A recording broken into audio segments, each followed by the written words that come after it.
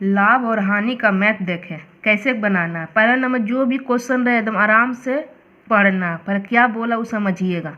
किसी भी वस्तु को 6600 रुपया में बेचे जाने पर 20% का लाभ होता है, तो इस वस्तु का क्रय मूल्य बताएं। ठीक है, मान लीजिए कोई वस्तु है, ठीक है, कोई वस्तु है तो उसको हमको 66 रुपया में बेचे, ठीक है, 6600 रुपया में बेचे तो हमको क्या लाभ हुआ, 20% का लाभ हुआ। ठीक है, तो 20% का हमको लाभ होता है। और कितना में बेचे, 6600 रुपया में बेचे। ठीक है, तो इस वस्तु का क्रय मूल्य क्या होगा। ठीक है, अब हमको देखिए जब भी कोई भी क्वेश्चन रहे उसको आराम से पढ़ कर समझना है कि क्या करना है। ठीक है, अब क्या करना है, देखिए पहला नंबर जो भी पूछा है पहला अंक में पहला वर्ड में क्या है, 6600 रुपया। ठीक है, तो अब हमको 6600 रुपया हम लिख दिए। ठीक है, अब क्या करना, क्या बोला है, 20% का लाभ होता है।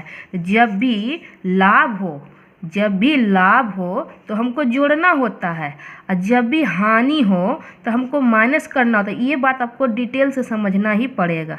ठीक है, जब भी लाभ हो तो जोड़ना और हानि हो तो माइनस करना। ठीक है, अब क्या करना, देखिए क्रय मूल्य है, क्रय मूल्य जब भी लिखा रहे तो उसका मतलब हमको 100 मान लेना है। ठीक है, जब भी क्रय मूल्य रहे उसको हमको 100 मान लेना है। ठीक है, अब देखिए क्या करना है, 20% है तो हमको 20% का क्रय मूल्य कितना हो जाता है, 100।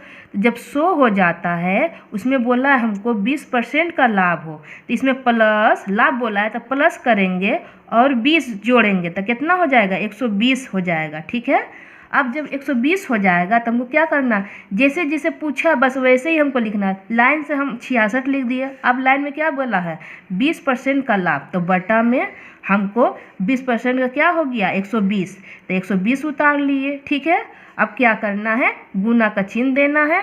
अब क्या बोला है, लाभ होता है तो उस वस्तु का क्रय मूल्य कितना हो जाएगा, क्रय मूल्य मिला बोला है। ठीक है, तो क्रय मूल्य जब भी रहे तो उसको हमको 100 ही मानना है। ठीक है, उससे कम ना उससे ज़्यादा मानना है। क्रय मूल्य का मतलब 100 ही हो जाएगा। अब क्या करना है, साधारण तरीका से काट लीजिए। देखिए 0 है तो 0 से 0 काट लिए। ठीक है, अब 2 का पहाड़ा में 12 आता है ना तो 6 हुआ।